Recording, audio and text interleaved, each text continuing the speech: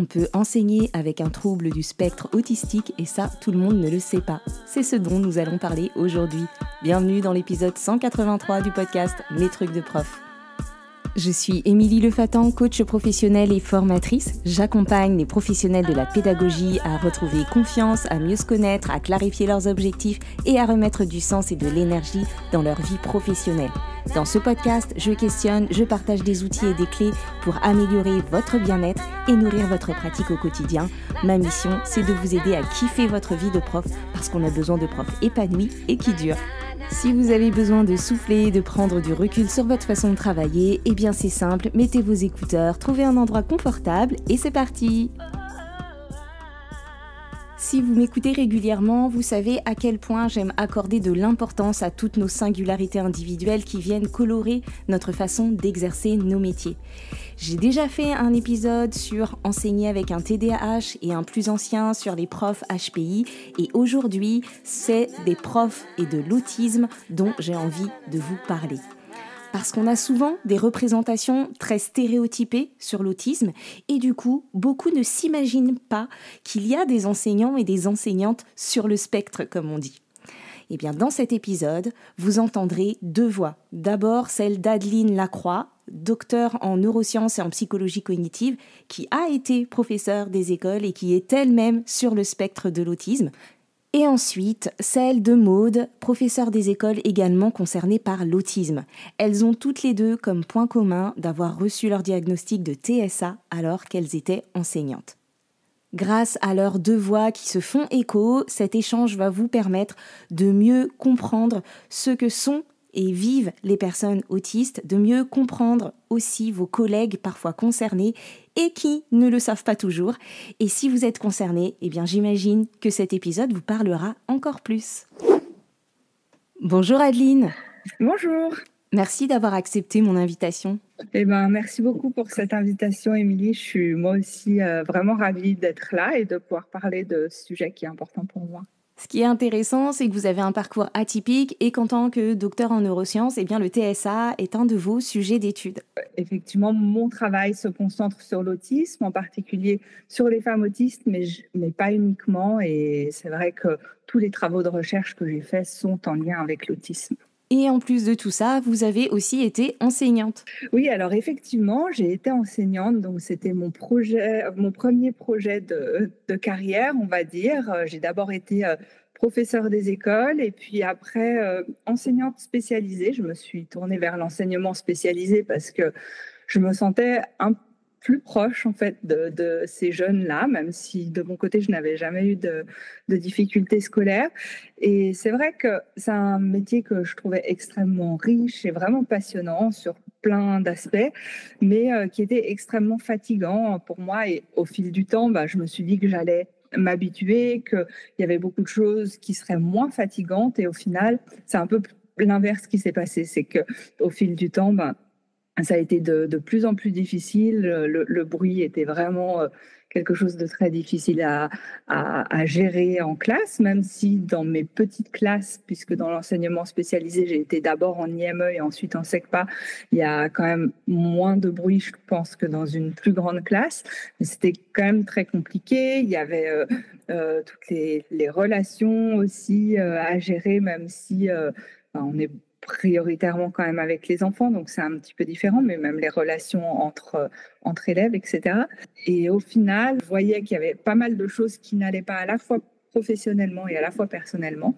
Et c'est à ce moment-là que j'ai été voir, j'ai eu des problèmes de santé aussi, et c'est à ce moment-là que du coup j'ai essayé d'aller voir une psychologue. Alors, je fais un parcours très résumé, mais en gros, j'ai été voir une psychologue qui, elle, était spécialisée dans l'autisme et qui m'a dit qu'elle pensait que j'avais un syndrome d'Asperger, ce qui m'a conduit ensuite à faire d'autres démarches parce qu'effectivement, l'autisme était quelque chose qui me parlait, mais comme beaucoup d'enseignants, j'avais la représentation plutôt des enfants que moi j'avais eu par exemple en IME, qui avaient quand même beaucoup de difficultés, un besoin de soutien vraiment important, et je ne pensais pas que l'autisme, ça pouvait vraiment s'appliquer à des personnes qui étaient à la fois adulte et relativement fonctionnel, qui avait pu réussir dans la vie. Donc, c'est dans ce cadre-là que finalement, j'ai reçu ensuite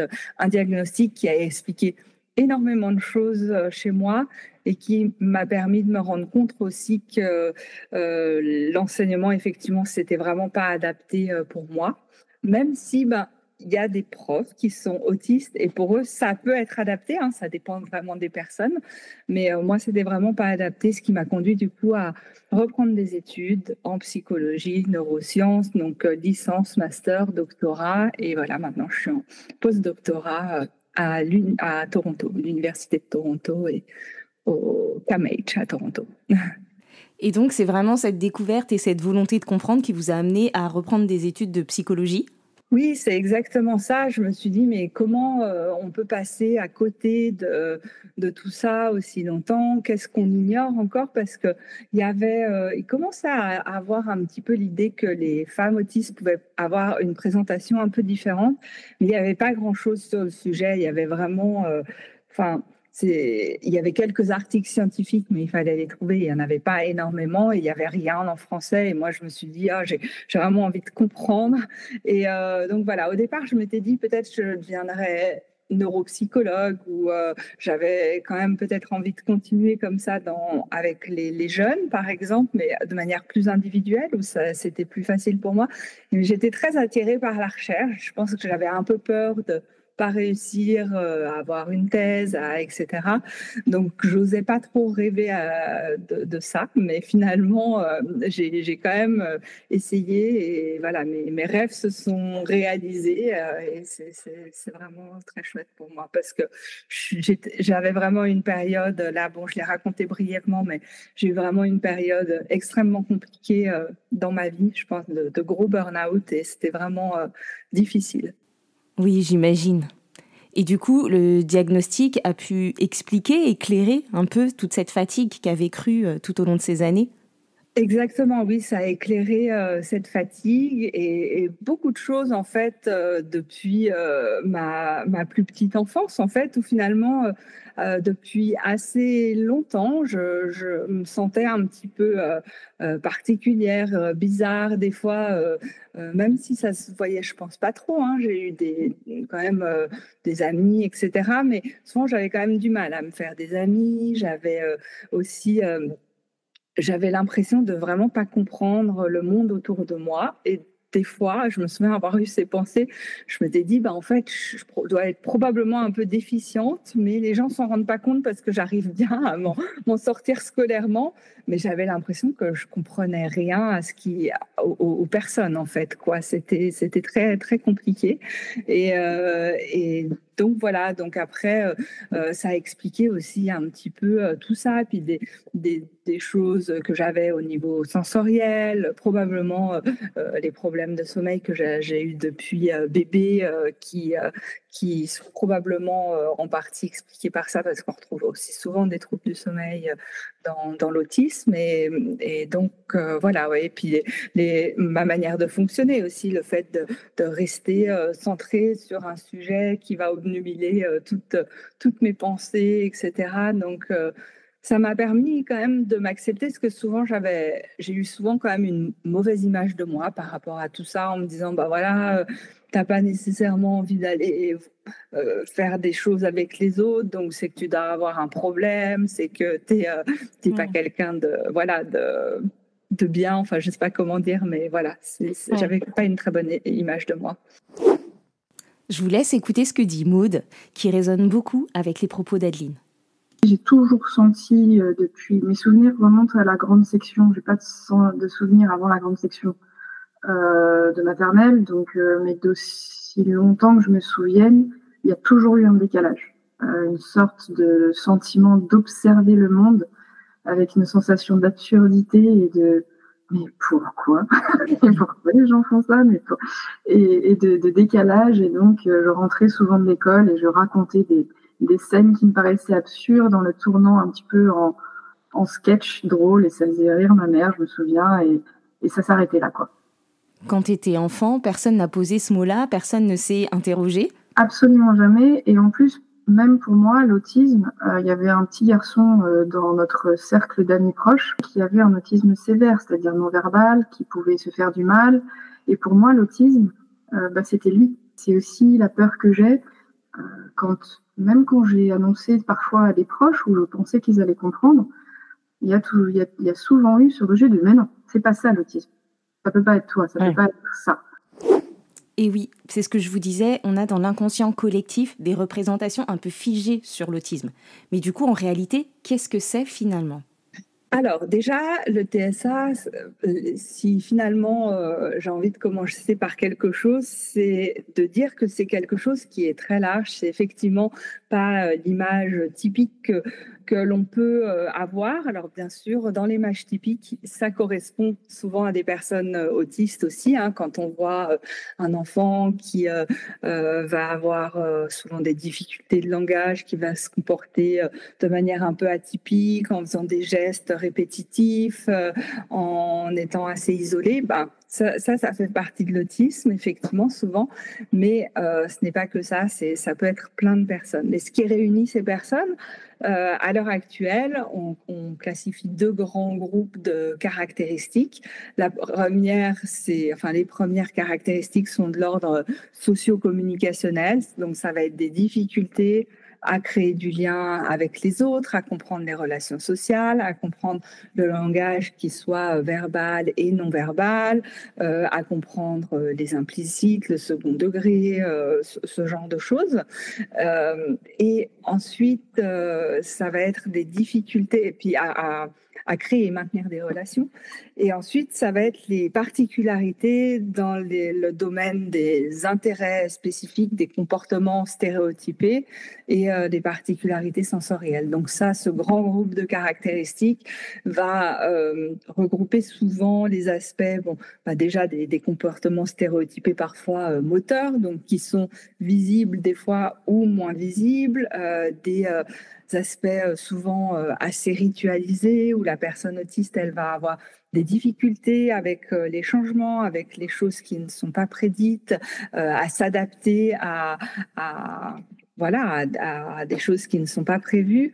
Et puis, il y a tous les aspects aussi plus sensoriels et perceptifs, où souvent il y a une perception qui peut être un peu différente des choses et une sensorialité qui va être atypique, soit hypo ou hyper sensorielle. Donc, hyper, ça va être que les choses sont souvent perçues un peu plus, de manière un peu plus forte, on va dire, qu'elles ne le sont pour les autres personnes.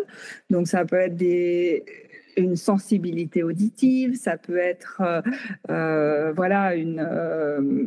sensibilité aux odeurs, au goût, à certaines choses. Donc souvent, on va retrouver des difficultés dans l'alimentation, par exemple chez les personnes autistes qui vont, à cause de ces particularités sensorielles, ou des personnes qui vont avoir besoin de se protéger avec un casque, etc. Et puis ça peut être aussi de l'hyposensibilité à certaines choses, par exemple à la douleur ou aussi à certains sons. Des fois, on a l'impression que la personne autiste n'entend pas quand on l'appelle, mais des fois, c'est juste qu'elle est trop focalisée sur quelque chose ou elle n'entend pas nécessairement ce son-là à ce moment-là. Et donc, il y a pas mal de choses comme ça de l'ordre perceptif et qui peuvent varier à la fois selon les personnes, mais aussi au sein d'une même personne qui peut aussi avoir des hypos ou des hypersensibilités. Elle va aussi, souvent les personnes autistes vont avoir une certaine recherche sensorielle, donc c'est pour ça qu'il va y avoir des fois des mouvements répétitifs qui sont aussi parfois liés à ça, ou la volonté de regarder la machine à laver tourner. Alors ça, c'est un petit peu le truc cliché, mais ça peut arriver pour certains, et pour d'autres, ça va être d'autres choses, sauter, etc. Enfin, voilà. Donc en fait, il n'y a pas qu'une seule façon d'être autiste, il n'y a pas qu'un mode, et une personne autiste peut cumuler différentes caractéristiques, comme par exemple être hypersensible au son et hyposensible à la lumière, ou vice-versa. Oui, c'est exactement ça. Et en plus de ça, ça va varier aussi selon les jours, selon notre niveau de fatigue, etc. Donc, Et on voit aussi qu'il y a vraiment plusieurs traits et du coup ça explique qu'en réalité on n'est pas en mesure de reconnaître une personne autiste comme ça et ça rend aussi le diagnostic plus compliqué, non? oui, exactement, parce que voilà, donc il y a plusieurs traits qui vont être variables d'une personne à l'autre, et puis c'est des traits qu'on va pouvoir retrouver finalement aussi dans d'autres conditions ou troubles, et qui peuvent se chevaucher un peu parfois, donc ça rend le diagnostic parfois difficile, surtout à l'âge adulte, quand il y a d'autres troubles des fois qui peuvent s'ajouter. C'est pour ça que c'est important dans le diagnostic de faire bien l'histoire développementale qui va donner pas mal d'indices aussi. Il y a aussi des troubles qu'on développe à l'âge adulte, hein. Mais en même temps, il peut y avoir des personnes qui ne sont pas autistes, qui ont ce type de trouble et puis qui vont avoir des caractéristiques qui se chevauchent. Donc oui, je suis contente de ne pas avoir à faire de diagnostic parce que je pense que c'est quelque chose de compliqué en effet. Et justement, c'est aussi le cas de Maud, qui, en plus de son diagnostic de TSA, a un diagnostic HPI et TDAH. Et parfois, il lui est difficile de savoir ce qui est à la source de quoi. Et pour compléter ce que vient de dire Adeline Lacroix, je vous propose d'écouter Maud, qui nous explique comment elle vit les choses et comment ses caractéristiques à elle impactent sa pratique de prof. Alors, c'est peut-être culturel, mais on apprend très jeune à occulter nos besoins. C'est-à-dire que, en tout cas, moi, c'est ce que j'ai ressenti, c'est que toute petite, j'étais catégorisée comme capricieuse. Oh, ça va ton caprice. Oh, ça suffit ton caprice. Ah non, en fait, j'avais réellement mal. Mais vu que j'utilise souvent une analogie avec la main. Ces femmes des fois, ou ces hommes que je vois cuisiner et mettre la main sur la poêle pour voir si c'est chaud et dire, ah tiens, oui, c'est suffisamment chaud. Alors que moi, de juste m'approcher de la poêle et j'ai l'impression que ma main est déjà en feu, j'ai la sensation que chaque personne a, de manière générale, tout son système nerveux est plus ou moins, le cuir du système nerveux est plus ou moins épais. Que mon cuir à moi est très très fin pour tout mon système nerveux. Et donc, ça touche aussi à l'émotionnel, à l'émotivité, à toutes ces choses-là. Et que d'autres personnes ont un cuir épais comme ça et puis ne ressentent plus rien. La dernière fois, j'étais avec quelqu'un qui s'est endormi sur une plage de cailloux et je me suis dit, mais comment est-ce possible? Il fait froid, les cailloux, ça fait mal, c'est improbable. J'ai adoré l'analogie avec le cuir et le cuir de la peau ou le cuir sensoriel. Et c'est hyper parlant. Juste de se dire que toi, tu as une tolérance beaucoup plus fine, enfin un cuir beaucoup plus fin à tout un tas de choses que d'autres supportent. Et effectivement, le fait de s'endormir sur une plage de cailloux, c'est pas donné à tout le monde. C'est pas un caprice. Je suis entourée vraiment de beaucoup de personnes qui n'ont plus la capacité aujourd'hui de l'exprimer, d'y avoir accès et de l'exprimer clairement. Ouais. Sauf que toi, tu es dans la posture où même si tu voulais, tu ne peux pas ignorer toutes les informations en fait que tu reçois de ton corps ou de l'environnement. C'est peut-être spécifique à moi, mais en tout cas, c'est le souci, ça a toujours été le souci, sauf que j'avais appris à le taire. J'avais appris que c'était mal de l'exprimer. J'avais appris que c'était gênant pour l'autre de l'exprimer parce qu'on lui faisait porter le fardeau et la culpabilité de ne pas pouvoir nous apaiser. J'étais persuadée que tout le monde se disait ces choses-là. J'étais persuadée que tout le monde ressentait les choses de la même façon, que tout le monde avait mal physiquement quand il y avait une couture en contact avec leur peau, mais que simplement on était plus résistant que moi et donc du coup arriver à soutenir cette douleur. Que tout le monde était un peu nauséeux quand il y avait beaucoup de bruit, mais que les autres arrivaient à le gérer. Que tout le monde se sentait honteux quand ils avaient fait une petite erreur, mais qu'eux étaient capables de surmonter cette honte, etc., etc. Et petit à petit, plus je découvre que en fait non, ça c'est pas tout le monde, et en fait c'est pas beaucoup de gens a priori. Plus je me rends compte que voilà, c'était du je prétendais que ça allait parce que je pensais que c'était normal. Donc le diagnostic t'a permis de comprendre tout ça et maintenant que tu te connais mieux, maintenant que tu as ce diagnostic, comment ça se répercute dans ton quotidien de prof? Quels aménagements tu as mis en place? Alors ça paraît idiot, mais la sensorialité de la peau, dans ma classe, j'ai une petite valise avec plein de vêtements de rechange parce qu'en fonction de mon état, en fonction de la chaleur, du courant d'air, de ceci ou de cela, je vais pas pouvoir bien travailler si j'ai pas la bonne tenue. Et parfois, je m'habille le matin et finalement, je me rends compte à 13 heures que là, je peux plus. Je suis finalement, peut-être mon pantalon me serre, une couture que j'avais pas envisagée ou quelque chose qui fait que je vais devoir me changer. Donc, des fois, je sors rapidement de la classe et je reviens et je suis dans une tenue différente. Et les enfants s'en rendent compte, mais ils disent rien. À tous les sens, oui. L'odeur, si à un moment donné, l'été, des fois, il y a des odeurs de transpiration, c'est pareil. Ça prend toute la place, en fait. Il n'y a pas de, donc, tout ce qui va être sensoriel va prendre toute la place. Et je ne vais plus réussir à me concentrer, à faire bien mon travail, etc. Mais une fois que tout ça, on le sait, on connaît ses besoins, on les anticipe et on crée un environnement propice, mais en fait, ça n'existe plus. C'est-à-dire que là, je suis obligée d'y réfléchir pour t'en parler. Mais en réalité, maintenant, c'est intégré dans mon quotidien. J'ai plus besoin d'y penser. Quand j'ai eu ce souci de santé, là, sans rentrer dans le détail, à partir de là, les collègues ont accepté déjà de me faire les services de récréation, puisque c'est là que je perds le plus d'énergie.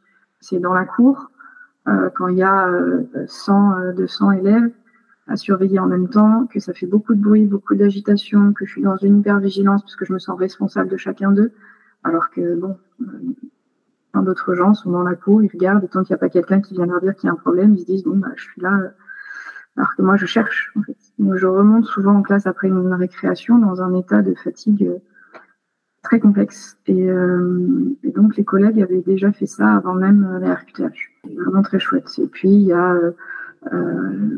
sur les fenêtres, j'avais déjà mis plein d'affichages, des affichages certes utiles, mais que j'aurais pu mettre sur les murs à la place de les mettre sur les fenêtres pour réduire la luminosité.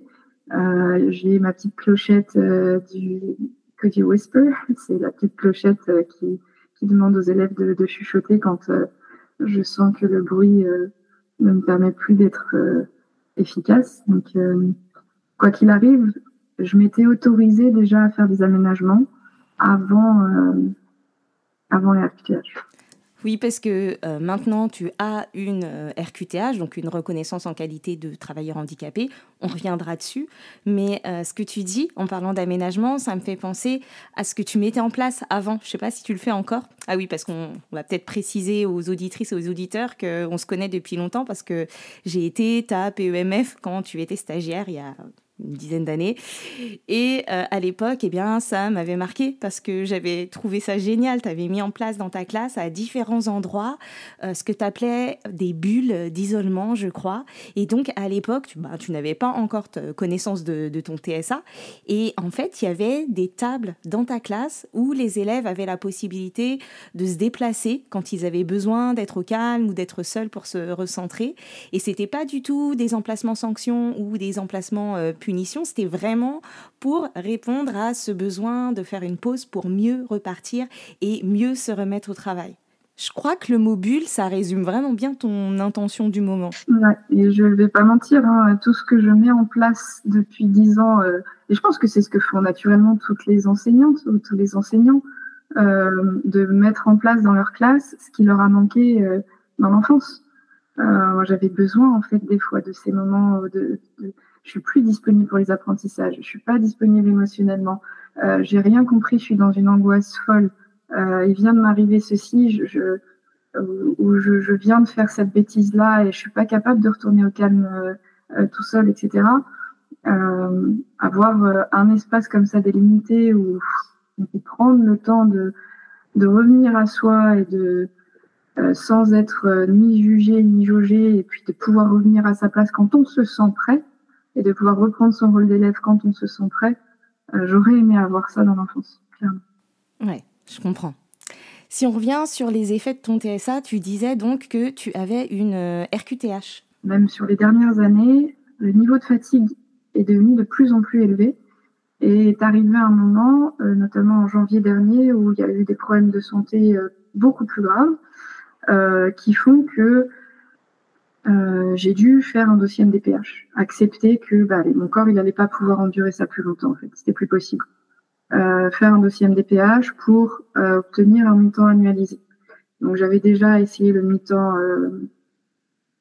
thérapeutique, mais c'est hebdomadaire et ça s'est pas bien passé du tout parce que les spécificités qui sont les miennes font que c'est absolument pas compatible avec un travail de jour.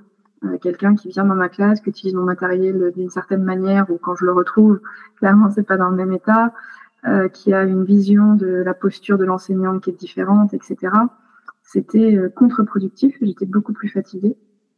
Et donc, le mi-temps annualisé n'étant que sur autorisation, j'ai enfin pris la décision de faire le dossier MDPH, vraiment à contre-cœur, parce que, encore une fois, je ne me sens pas particulièrement handicapée. Différente, oui, mais certainement pas handicapée.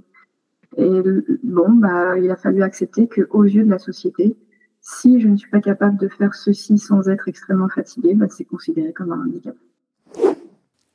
Ce que je retiens du témoignage de Maud, c'est vraiment la fatigue intense générée par tous les stimuli qui, même s'ils peuvent gêner d'autres personnes, n'épuisent pas autant les autres personnes que des personnes autistes. Et ça, Adeline Lacroix le confirme. Pour la plupart des profs que je connais, des collègues que j'ai pu avoir, quand même, l'enseignement, ça reste quelque chose de fatigant, que les gens d'ailleurs, enfin, les gens ne s'en rendent vraiment pas compte, mais c'est vraiment un travail extrêmement intense où on doit être là en plus à 100% tout le temps.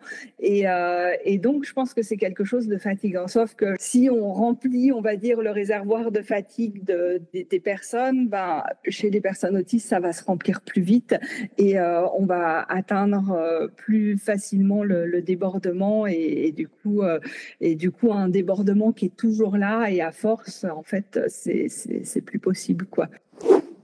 Dans les caractéristiques de l'autisme, on a vu qu'il y avait les intérêts spécifiques, les intérêts restreints. Et on imagine parfois qu'il s'agit d'un seul et même sujet pour toute la vie et que rien d'autre ne peut intéresser la personne aussi autiste. Donc, est-ce que c'est le cas? Et est-ce que ces intérêts peuvent changer? Est-ce qu'il peut y en avoir plusieurs simultanément? Qu'est-ce qu'il en est? Oui, là aussi, je pense qu'il y a vraiment beaucoup de profils différents. J'avais tendance à penser avant qu'ils étaient assez focalisés sur une ou deux choses et pas en bougeant beaucoup, mais en fait, on se rend compte que peut-être que c'était axé aussi sur mon profil, mais on se rend compte qu'il y a beaucoup de personnes autistes qui peuvent avoir plusieurs intérêts et simultanés et qui se modifient avec le temps. Souvent, il y a quelque chose de l'intensité, mais là encore, je trouve que c'est pas quelque chose des fois de facile de différencier une personne du coup qui aura un intérêt fort et une personne qui va avoir une passion pour quelque chose, parce que du coup ça se manifeste peut-être un peu de la même manière, ça peut être très intense, prendre toute la vie de la personne, donc encore une fois, je suis contente de ne pas être diagnosticienne, mais effectivement, il y a quand même quelque chose d'une intensité. Parfois, c'est aussi, je pense ce qu'on retrouve aussi chez les personnes autistes, c'est la manière dont l'intérêt est investi de manière dans le détail à se préoccuper de certaines choses que la personne ne va pas, des personnes juste passionnées vont moins se préoccuper. Je ne sais pas, imaginons une femme autiste qui a un fort intérêt sur la couture, ce qui est mon cas d'ailleurs, mais pourra peut-être se préoccuper aussi du fonctionnement de la machine, dans les détails, etc. Alors que des personnes qui sont passionnées par la couture vont peut-être moins se préoccuper de ces aspects-là. Eh bien, en ce qui concerne Maud, son intérêt spécifique à elle, c'est justement l'apprentissage et la pédagogie. Donc, au final, ça lui va bien d'être en classe. Depuis 10 ans, elle observe, elle analyse, elle réfléchit à la manière d'aider ses élèves et à comment elle peut le faire en respectant leurs besoins et en respectant ses besoins à elle. Et elle a réussi à mettre en place un système dans sa classe qui favorise le calme, limite ce qui peut la fatiguer, tout en ayant un suivi très approfondi et très précis de là où en sont chacun de ses élèves. Je leur dis dès le premier jour, pour pouvoir bien vous aider, j'ai besoin que vous compreniez certaines choses chez moi. J'ai tel besoin et tel besoin. Et si ces besoins-là sont respectés, je peux vous aider comme jamais. Et je serai aussi attentive à vos besoins que vous serez attentif aux miens. Et certains adultes pensent que à 6, 7, 8 ans, on est trop petit pour comprendre ces choses-là, alors qu'en réalité, je pense que c'est l'âge où ils sont le plus aptes à le comprendre. Et que malheureusement, en grandissant, certains enfants, on ne se soucie tellement pas de leurs besoins qu'ils finissent par ne plus se soucier des besoins des autres. Et en fait, on arrive quand même, en étant attentif aux besoins de chacun, et c'est ça que je trouve extraordinaire, c'est qu'on arrive à créer un environnement apaisé, bienveillant, et dans lequel j'ai hâte de retourner le matin, quoi, parce que malgré toutes mes difficultés sensorielles, on est capable de créer un environnement dans lequel on arrive à tous bien vivre. Je pense que ce qui pour moi est le plus important, c'est de prendre conscience, et forcément j'aurais aimé que ça vienne plus tôt, j'aurais gagné du temps, et de prendre conscience que une fois qu'on a réussi à faire vraiment la liste de nos besoins, de mettre ça par exemple dans un tableur. Allez, dans la colonne de gauche, ça ce sont mes besoins, c'est ce qui me rend passoire, ce que j'appelle, moi je suis une passoire énergétique, ce qui me fait perdre de l'énergie, je mets dans la colonne de gauche. Dans la colonne juste à côté, je cherche, est-ce qu'il existe des solutions pour ne plus être une passoire, pour boucher les petits trous un par un. Et ensuite, arriver à un environnement émotionnel et physique qui est adapté à nos besoins. Et ben là, le potentiel est décuplé. Et quand je vois aujourd'hui ce que j'ai pu mettre en place dans la classe, dans ma vie personnelle, dans ma vie familiale, dans tout, auprès des familles, parce que j'ai respecté mes besoins, et donc du coup, je me sens apte à accueillir les leurs. Et derrière, je pense vraiment que à ce côté intérêt restreint, par exemple, là, le projet sur lequel je travaille depuis maintenant 8, bientôt 10 ans, en fait, n'avançait pas parce que je ne respectais pas mes limites. Et depuis que je mets en place des choses, que j'accepte chacune de ces particularités et que je bouche les petits trous de la passoire, le projet, il avance forcément beaucoup plus. Et c'est un projet que peut-être des neurotypiques ne pourraient pas porter parce que ça nécessite justement un intérêt restreint. Un intérêt restreint, pour le commun des mortels, ça peut être quelque chose d'un peu réducteur. Ah bon, il n'y a que ça qui t'intéresse, mais le reste de la vie, ça t'intéresse pas? Bah si, parce que je suis polie, quoi. en vrai, bof. Donc, tout ce qui concerne les élèves, l'apprentissage, la pédagogie, tout ça, ça va avec ton intérêt restreint, avec ton intérêt spécifique. Mais est-ce qu'il y a des choses qui, professionnellement, te coûtent beaucoup? Les choses qui, au-delà même de m'ennuyer, m'affectent énormément, c'est toute la partie administrative, toute la partie contrainte, le fait qu'on nous fasse remplir des dossiers, des machins et des trucs, alors que ça ne change absolument pas la face du monde, les réunions, déjeuner avec les collègues, normalement ça fait partie parce qu'il y a plein d'échanges pendant les déjeuners entre collègues, et j'ai fini par zapper ça, et maintenant je déjeune seule dans ma classe, et parfois il y a une collègue ou deux que j'apprécie énormément qui viennent déjeuner avec moi. Donc toute la partie sociabilisation avec l'équipe, j'avoue, j'ai fini par accepter de le mettre un peu de côté. Et je le fais de manière très spécifique et que à des moments où je me sens disponible pour le faire. La partie administrative, remplir les livrets, c'est une réelle torture. C'est-à-dire que tous les burn-out que j'ai fait jusqu'à aujourd'hui, c'était soit en janvier, soit en juin, au moment de remplir les livrets. L'horreur absolue. Pour moi, dire à un enfant, ça tu sais pas faire, c'est une torture par procuration. En fait, je m'auto-torture en ayant l'impression d'être torturée. C'est faux. C'est pas ça que tu sais pas faire, c'est ça, je te l'ai présenté, on n'a pas encore suffisamment arrosé la graine pour qu'elle pousse. Dans le temps, on a manqué de temps. Et de mettre un non-acquis dans un livret, ça me rend littéralement malade. Mmh. Donc, je ne sais pas que ça me désintéresse. Après, c'est pareil, corriger les copies 40 000 fois, j'ai mis en place quelque chose dans la classe qui fait que, vu que je suis en travail continu, il y a très peu d'évaluations sur lesquelles ils ne peuvent pas revenir. C'est un travail continu, donc ça veut dire que chaque copie, je les corrige jusqu'à ce qu'ils comprennent, en ne leur donnant jamais les réponses. J'explique ce qui ne va pas. Je donne des indices, je fais des petits groupes, je donne des outils, et je continue de corriger jusqu'à ce que. Et ces corrections, corriger des additions de chiffres de nombres inférieurs à 20, c'est terrible. Intellectuellement, c'est très ennuyeux. Donc, j'ai mis en place un système de correction entre pairs qui fait que il n'y a pas de problème, il y a des solutions. Je dis souvent ça. Il n'y a pas de problème, il y a des solutions. Et quand il n'y a pas de solution, c'est que c'est pas un problème, c'est factuel, il faut l'accepter. Les élèves le connaissent par cœur. On n'a pas de solution aujourd'hui, c'est que c'est un fait. On peut juste l'accepter, faire un câlin et c'est reparti. J'adore.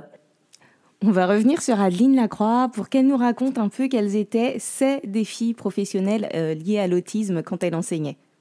Oui, alors moi, c'est vrai que je pense qu'une des difficultés qui a été majeure, c'est les problèmes sensoriels, parce que c'est vrai qu'une classe, c'est rempli de petits bruits qui, au quotidien, je pense, peuvent être supportables par certaines personnes, mais pour une personne autiste, ça peut être vraiment compliqué. Donc déjà pour les élèves autistes, mais pour quand on est enseignant aussi, parce qu'il y a Enfin voilà, en fait, c'est un stylo qui est posé sur une table, une feuille qui se tourne, un élève qui chuchote à un autre, etc. Et il y a tous ces bruits qui arrivent vraiment en même temps, un déplacement de chaise, etc.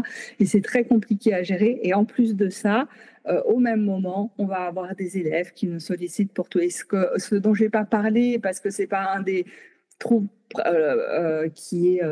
diagnostic de l'autisme et qui est quasiment toujours associé à l'autisme, ce sont les difficultés de fonction exécutive. Donc, les fonctions exécutives, c'est un peu le chef d'orchestre du cerveau qui va nous permettre d'avoir une double tâche, donc d'être flexible d'une tâche sur une autre, d'inhiber certaines choses, etc. Et les personnes autistes, elles ont souvent des difficultés par rapport à ça. Et le fait d'être toujours un peu en double tâche, de gérer des tâches multiples en même temps, tout en essayant d'inhiber le bruit, tout en essayant de gérer les relations entre les élèves. En fait, ça sollicite vraiment beaucoup de choses qui peuvent être compliquées pour les personnes autistes. Et il y en a qui arrivent quand même bien, mais moi, c'était vraiment trop pour moi, en fait. Je dépassais toujours un peu plus mes limites jusqu'à ce que j'y arrive plus, quoi. Donc, voilà, ouais, c'était en tout cas les défis que je rencontrais, moi. Donc, on a parlé des défis liés aux aspects sensoriels, on a évoqué aussi les intérêts spécifiques et un petit peu les comportements stéréotypés. Pour finir, je voudrais qu'on aborde la question des relations professionnelles. Et c'est Adeline Lacroix qui commence. Alors, je crois qu'il y a beaucoup de personnes qui peuvent avoir ces difficultés dans les relations avec les collègues. Alors moi, j'avais pas trop de difficultés par rapport à ça. Enfin, je trouvais que je m'entendais quand même relativement bien avec les collègues.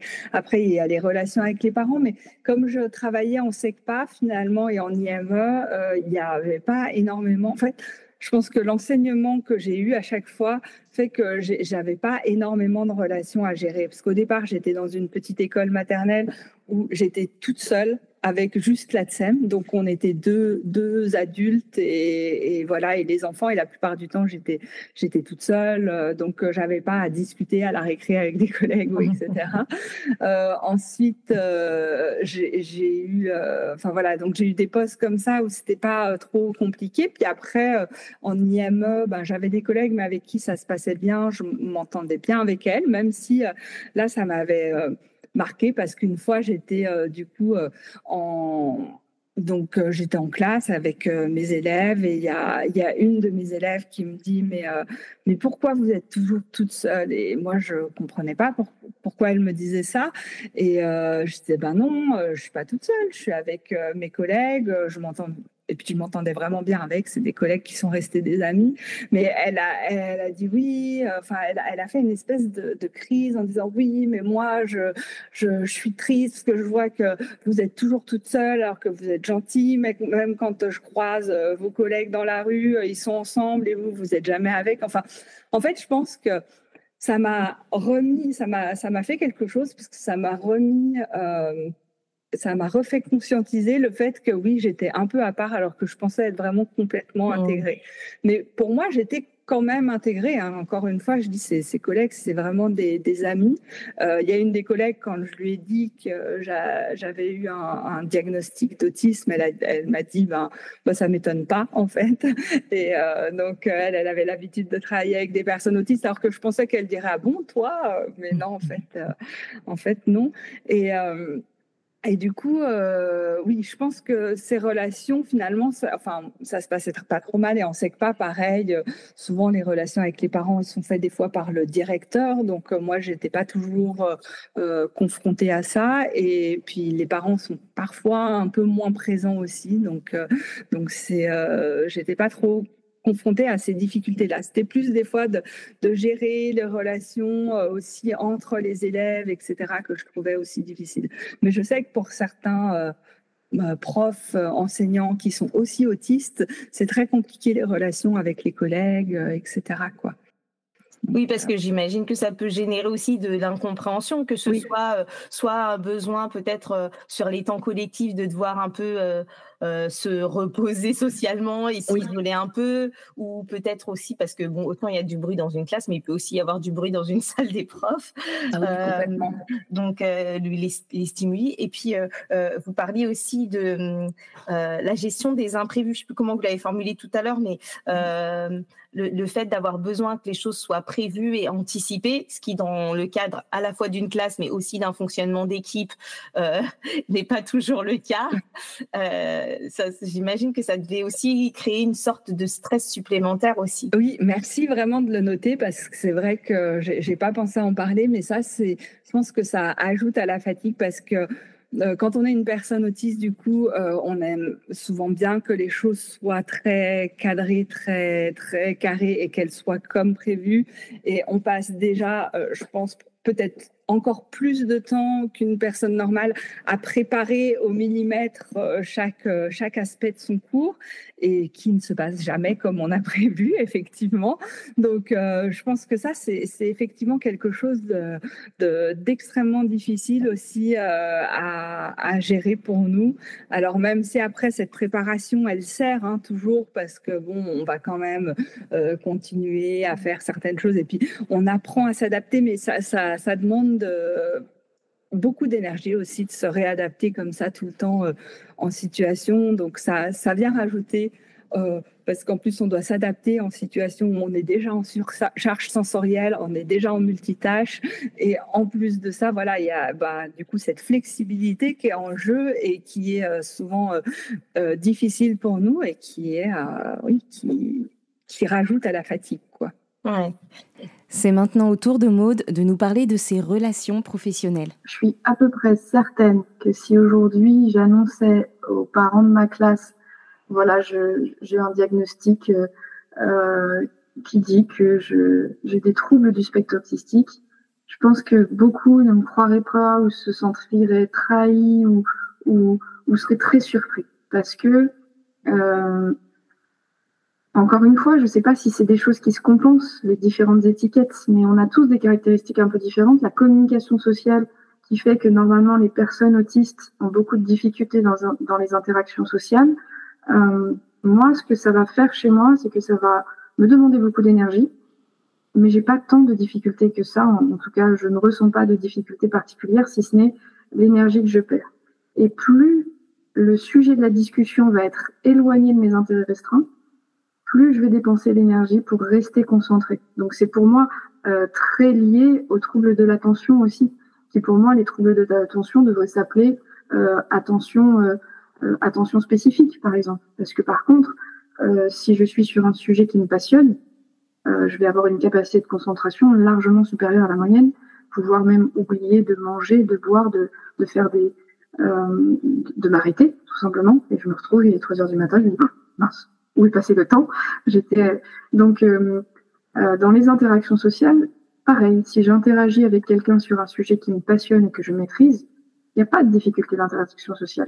Et vu que mon intérêt restreint du moment, c'est l'éducation, c'est la transmission, c'est la cartographie du potentiel de chaque individu, forcément, quand j'interagis avec les familles au sujet de leur progéniture, je suis passionnée et ils ne peuvent absolument pas voir que j'ai des difficultés de communication.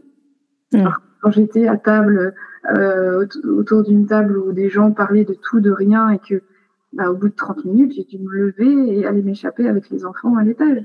Donc, je pense que dans le niveau professionnel, si une personne dite autiste et dans son milieu professionnel est passionnée par son travail, je pense que ça se verra pas forcément. Et encore une fois, ça dépendra en fait de cette personne-là, c'est-à-dire que c'est une caractéristique. Et pour certaines, même si elles sont dans leur domaine de prédilection, elles peuvent, pour des raisons X ou Y, se sentir mal à l'aise par rapport au regard de l'autre. J'ai beaucoup de mal à regarder les gens dans les yeux, parce que j'ai l'impression, quand je regarde quelqu'un dans les yeux, c'est comme s'il était tout nu. Je peux lire des choses dans les yeux qui sont de l'ordre de l'intimité, et j'ai l'impression que quand il regarde dans mes yeux, il voit des choses que j'ai pas envie qu'il voit. C'est des petits détails. Donc, je vais me concentrer souvent sur la bouche plutôt que sur les yeux. Et ça, peut-être que quelqu'un d'averti pourrait du coup s'en rendre compte. Mais sinon, personnellement, je pense que dans le milieu professionnel, mes collègues ne le savent pas. Ceux qui le savent, c'est parce que ce sont des proches, des amis en qui j'ai confiance. Et après, en réunion, par contre, j'ai toujours à côté de moi la collègue qui sait me mettre des coups de crayon dans la cuisse quand je commence à dire des choses qu'il ne faut pas.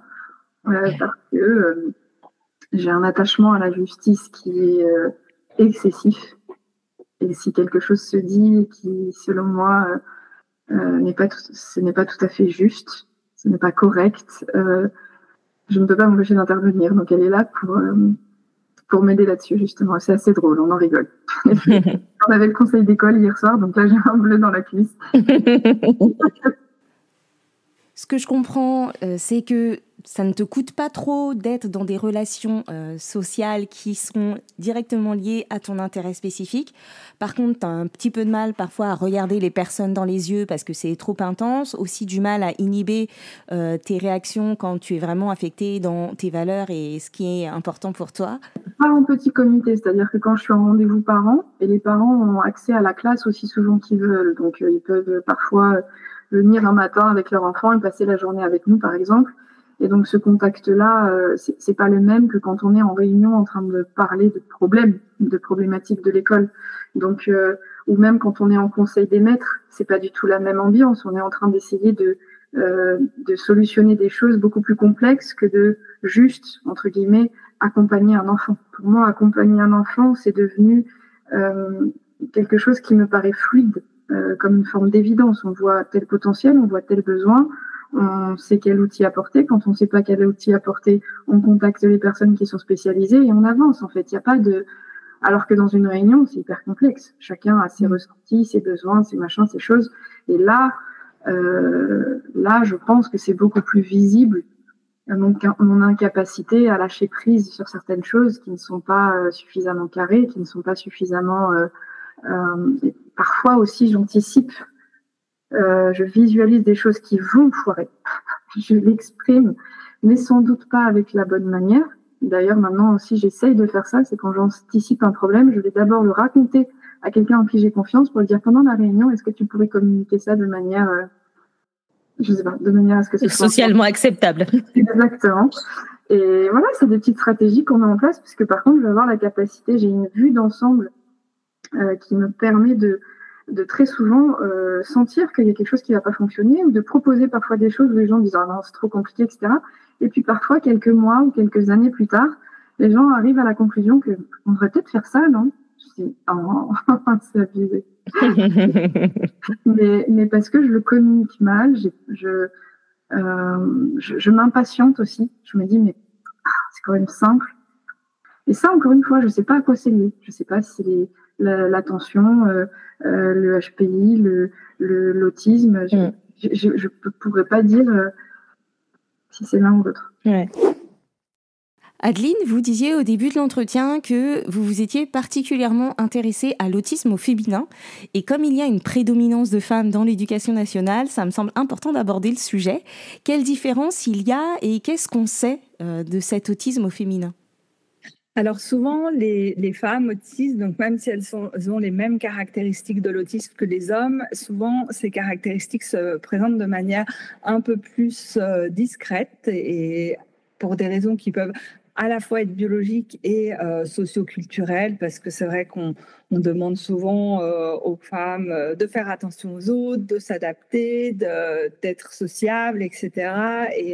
Et finalement, tout ça va faire que les femmes vont effectivement probablement avoir plus de volonté à aller vers les autres, plus de volonté à s'intégrer. Il y a souvent aussi un peu davantage de motivation sociale, davantage de camouflage, justement, de cacher les difficultés associées à l'autisme, des intérêts qui sont, voilà, qui peuvent être vus un peu plus comme typique, hein. Même chez des jeunes filles qui ont un autisme qui est relativement important et détecté tôt, parce qu'avec des signes très marqués, mais j'ai déjà vu des petites filles autistes comme ça qui avaient un intérêt très fort pour les poupées, donc ce qui peut sembler classique, mais la manière dont elles allaient jouer avec leurs poupées allait être un peu différente, soit parce il y avait des scènes un peu répétitives, soit parce que voilà, c'est vraiment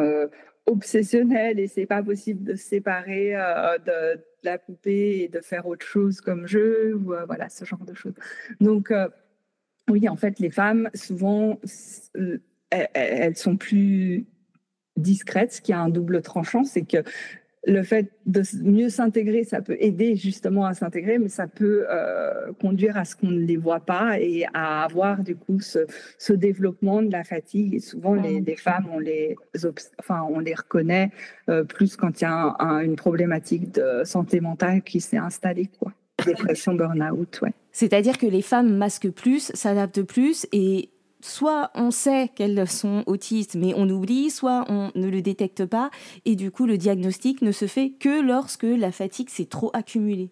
Exactement, ouais, c'est souvent comme ça. Ouais, il y a en tout cas, on voit hein, dans les études qu'il y a toujours un décalage de diagnostic pour les jeunes filles et les femmes. Et là, sur un travail sur lequel j'ai travaillé récemment hein, sur des grandes populations de personnes autistes. On voit que souvent, les jeunes filles autistes, elles ont eu un autre diagnostic avant. Il y a aussi le stéréotype hein, du fait que les femmes, pendant longtemps, on a pensé que les femmes ne pouvaient pas être autistes du fait qu'il y a quand même plus d'hommes que de femmes autistes. Et du coup, voilà, fréquemment, il y a des... Bon, peut-être plus avant que maintenant, mais c'était quand même assez fréquent que des médecins disent « Ah ben non, vous ou votre fille ne peut pas être autiste puisque vous êtes une femme et que les femmes, elles ne sont pas autistes ou vous ne pouvez pas être autiste parce que vous avez eu des enfants et vous avez un travail, etc. » Donc ça, alors que quelque chose assez classique, même si je pense que maintenant on l'entend quand même moins, mais... c'est aussi un déni de ce qu'elles vivaient et j'imagine une source de mauvais diagnostic parce que si on ne reconnaissait pas leur autisme, on devait sûrement leur coller un autre diagnostic. Exactement. Alors, il y a, je pense, plusieurs soit de figures, soit non, mais tout va très bien chez vous, madame. Arrêtez de vous regarder le nombril, plus ou moins, quoi. Et, ou alors, non, mais du coup, vous êtes trop anxieuse, vous êtes dépressive, vous avez un trouble de la personnalité borderline, vous avez un trouble bipolaire. Donc, c'est des diagnostics fréquemment, alors, soit associés, soit des mauvais diagnostics. Effectivement, on peut avoir les deux hein, dans tous les cas. Par exemple, l'anxiété, c'est vraiment un diagnostic qui peut des fois apparaître avant, mais qui est souvent aussi associé à l'autisme, quoi. Donc, c'est pas forcément un mauvais diagnostic, mais il n'est pas suffisant pour expliquer l'ensemble des difficultés. J'ai eu quelques témoignages de personnes neuroatypiques qui me disaient qu'au moment de leur diagnostic, elles avaient eu une explosion des symptômes en se disant maintenant que je sais, j'ai l'impression d'avoir encore plus de symptômes ou de les laisser davantage s'exprimer. Est-ce que c'est quelque chose qui s'observe de façon générale ou bien même que vous avez vécu ? Oui, alors je pense que c'est quelque chose qui est assez fréquent. Je l'ai déjà souvent entendu et de manière, pour mon cas personnel, je pense que ça a pu l'être un peu, mais alors c'est aussi parce que en fait, et c'est peut-être le cas pour ces autres personnes, mais que comme j'avais vraiment atteint toutes mes limites, je pouvais plus. j'arrivais plus à socialiser, etc. Donc, je me suis un peu refermée. J'avais besoin de me couper, j'avais besoin de me recentrer sur moi parce que là, j'avais vraiment été au-delà de mes limites. Donc, pendant quelques années quand même, bon, alors pas que je voyais énormément de monde avant, mais j'ai encore vu moins de monde, je pense, et j'ai été encore plus, oui, je pense qu'il y avait peut-être un accroissement des symptômes, et puis maintenant, ça s'est, on va dire, stabilisé, et voilà, aussi parce que j'ai une vie qui est beaucoup plus en accord, en fait, avec mes particularités et mes besoins, et en fait, du coup, les choses se passent mieux, quoi. Mais oui, je pense que il y a on voit aussi ça comme une explosion des symptômes parce que comme on cherche tellement à correspondre à la norme qu'effectivement, quand on se recentre plus sur qui on est et qu'on s'accepte comme on est, ben, du coup, on fait moins peut-être les efforts qu'on faisait qu'avant. Donc, on a l'impression que certains symptômes explosent alors que c'est juste qu'on retrouve un peu notre niveau de base, quoi. Ouais, on se laisse être, en fait, quelque part. Voilà, c'est ça. Ouais. J'avais une question de vocabulaire. On parle d'autisme, de TSA, d'Asperger. Il y a des choses qu'on dit, il y a des choses qu'on ne dit plus. Qu'est-ce qu'il en est ? On avait la distinction avant autisme typique, syndrome d'Asperger et troubles envahissants du développement non spécifiés, et puis d'autres troubles aussi qui sont associés à des troubles autistiques, mais qui sont souvent plus des syndromes génétiques. Et on n'a plus cette distinction-là parce qu'on s'est rendu compte qu'en fait, il y avait vraiment une diversité de personnes autistes et que ça n'avait pas fait forcément nécessairement de sens de faire cette distinction. Les personnes diagnostiquées avec un syndrome d'Asperger étaient en général celles qui n'avaient pas de problème de langage, qui n'avaient pas vraiment eu de retard de langage, encore qu'il y en a certaines qui ont pu être diagnostiquées avec ça, même malgré un retard de langage. Donc voilà, c'est pas des catégories qui sont encore valables à l'heure actuelle. Et on parle plutôt de troubles du spectre de l'autisme, même si certains peuvent encore faire certaines distinctions parce que on va dire que c'est quelque chose qui reste en débat. Après, il y a eu aussi beaucoup de controverses autour de Hans Asperger en lui-même, celui qui a donné le nom au syndrome d'Asperger. Mais je ne vais pas rentrer là-dedans parce que je trouve qu'en fait, on ne sait pas trop. Enfin voilà, il y a beaucoup de choses qui sont très contradictoires par rapport à lui, et je trouve que c'est pas vraiment le propos là. Mais sur l'aspect purement classification, il y a encore des débats à l'heure actuelle, des personnes qui voudraient, par exemple, maintenant séparer, avoir une catégorie, par exemple, autisme profond pour ceux qui ont vraiment un grand besoin de soutien. Il y en a qui ne sont pas du tout d'accord avec ça. Il y en a qui vont parler d'autisme prototypique quand c'est des... Donc voilà, c'est vraiment un débat dans la communauté scientifique de l'autisme, même si pour l'instant, l'idée, c'est plus d'avoir un spectre général. Mais moi, je trouve quand même important de pouvoir pouvoir différencier les personnes autistes pour pouvoir tout simplement aussi mieux les accompagner. C'est d'ailleurs l'objet de mon travail de postdoc actuel, c'est de pouvoir essayer de mieux comprendre l'hétérogénéité de l'autisme à partir de grands échantillons de personnes autistes et à la fois à partir d'imagerie cérébrale et d'aspects comportementaux. C'est génial. Et du coup, là, ça en est où? Enfin, est-ce qu'on... Non, alors, j'ai principalement travaillé sur la santé mentale des femmes autistes dans la première partie de mon postdoc, enfin l'année qui vient de s'écouler. Donc là, le projet, il est juste... on va dire encore au début, j'ai beaucoup de choses à apprendre parce que là, je vais travailler sur des indices d'imagerie que je ne connais pas encore bien. Enfin, moi, j'ai pas encore beaucoup travaillé avec l'IRM. J'ai fait surtout de l'EEG avant lors de ma thèse. Donc, j'ai beaucoup de choses à apprendre. J'ai beaucoup de choses aussi d'un point de vue modélisation mathématique à apprendre. Et puis, la collecte des bases de données, etc. Donc, ça a encore assez au début. Mais oui, je trouve que c'est un projet assez motivant, même si je ne pense pas... Enfin voilà, il y a d'autres personnes qui ont fait des choses comme ça. On ne va pas pour autant catégoriser l'autisme à partir de ça, mais en tout cas, essayer d'avoir des éléments pour mieux comprendre l'hétérogénéité. C'est un peu le but. Est-ce que l'autisme se voit sur les imageries cérébrales? Oui et non. En fait, on va retrouver des différences, mais pas au niveau individuel. On ne va pas pouvoir diagnostiquer l'autisme à partir d'une imagerie cérébrale. Au niveau collectif, on va retrouver des différences, mais c'est un petit peu le problème de l'hétérogénéité, c'est qu'on va retrouver un peu toutes sortes de différences. Donc, on va retrouver des fois... plus de matière blanche dans certaines zones chez certaines personnes, moins dans certaines zones chez d'autres personnes, etc. Donc, il y a aussi quand même pas mal d'hétérogénéité à ce niveau-là. Et je pense qu'on est assez loin d'arriver à diagnostiquer ou avoir une image de l'autisme, l'image d'un cerveau autiste. Des fois, je vois des choses passer sur les réseaux sociaux ou par rapport, souvent c'est par rapport à la connectivité. On dit, ah oui, les personnes autistes, elles ont beaucoup plus de connectivité. Regardez, ça se voit en IRM et puis on a une image qui correspond pas exactement à ce qui est dit.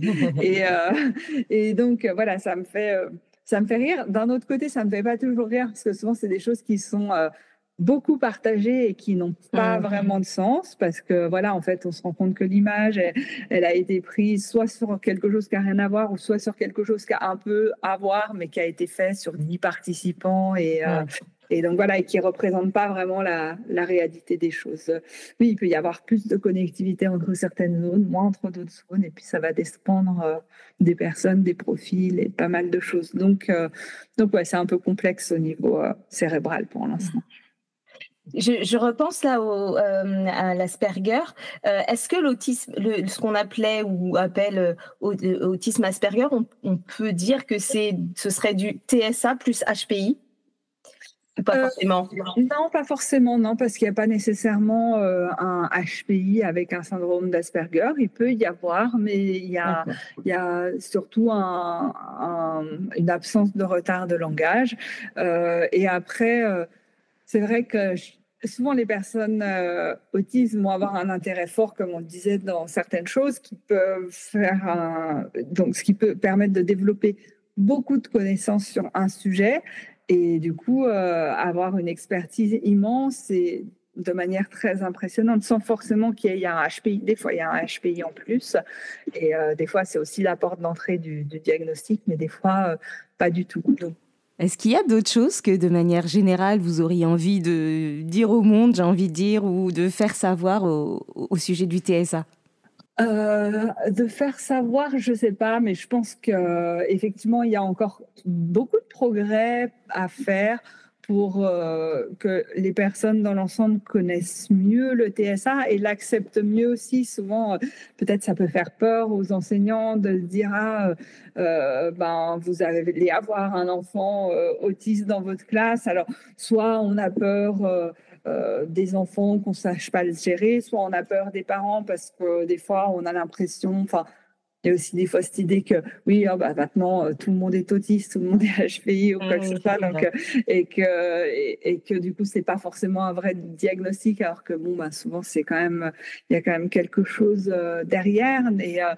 Et après, je pense qu'en fait l'inclusion des personnes autistes dans les classes, puisque c'est le premier endroit, on va dire, l'école où tout le monde va être inclus, ça reste quand même quelque chose d'important, et ce pour tout le spectre, parce que ça permet à la fois aux personnes autistes de progresser, et je pense à la fois aux personnes non autistes d'avoir une vision de ce qu'est l'autisme et de partager. Enfin, quand j'étais encore en France, je faisais beaucoup de covoiturage pour aller à l'université où j'étais. C'était souvent avec des étudiants et ça me faisait plaisir quand souvent on parlait de ce qu'on faisait et moi du coup je parlais de l'autisme. Mais quand certains me disaient ah bah oui je connais, j'avais un ami autiste dans ma classe. Oui, il était comme ci, comme ça. Donc, il décrivait certaines particularités, mais tout en disant, voilà, nous, on l'aimait bien parce que ceci, cela. Et en fait, on voyait que ça avait aussi eu un impact positif sur eux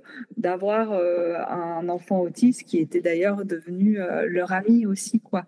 Et donc, je pense que l'inclusion, c'est vraiment quelque chose d'important, même si c'est un défi encore à l'heure actuelle, vu le peu de moyens que l'éducation nationale donne aux enseignants pour faire ça de manière correcte. Je comprends bien des fois le fait de se dire, bah oui, je peux pas gérer tous les enfants qui ont toutes les particularités différentes possibles, ça devient compliqué.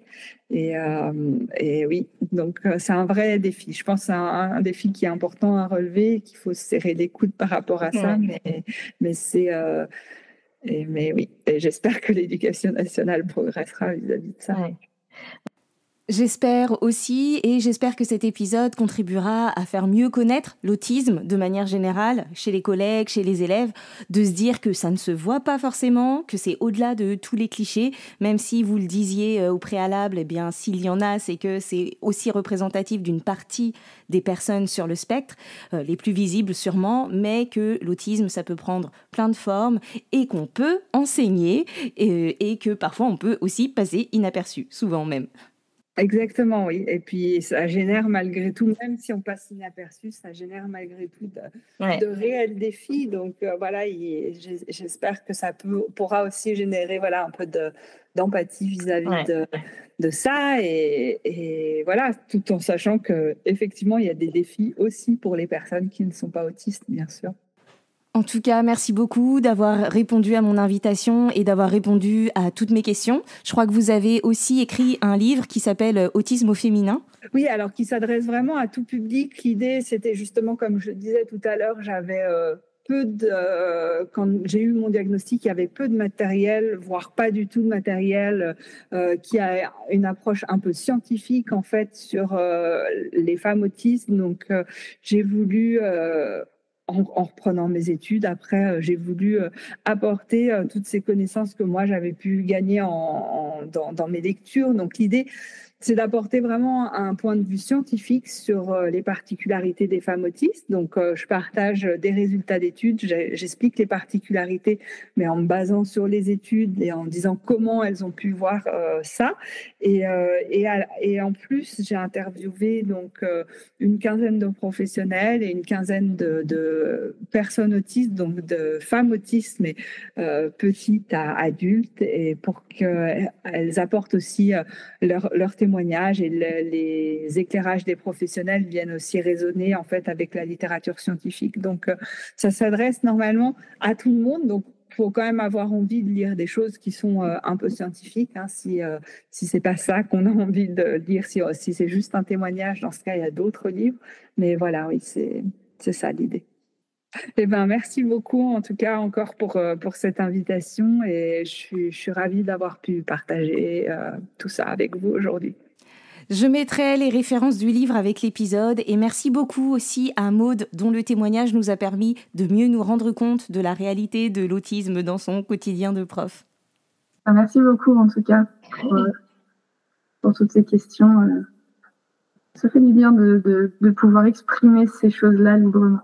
Merci d'avoir écouté cet épisode du podcast Mes trucs de prof. Si vous avez envie d'aller plus loin, vous pouvez découvrir mes 2 livres, Gestion de classe, mode d'emploi et Enseigner selon son profil. Celui-ci est un guide pour explorer la connaissance de soi en tant que prof, avec des apports théoriques clairs, des expériences concrètes et des exercices introspectifs.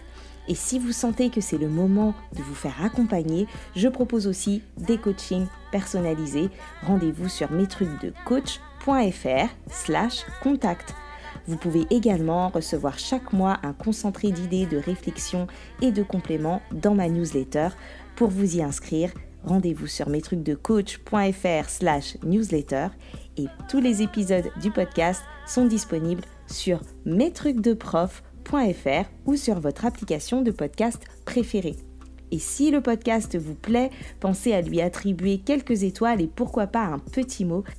Et surtout, partagez l'épisode, c'est le meilleur moyen de soutenir le podcast et de faire connaître mon travail à d'autres. Je vous retrouve très bientôt pour un prochain épisode, et d'ici là, prenez soin de vous. Bye bye.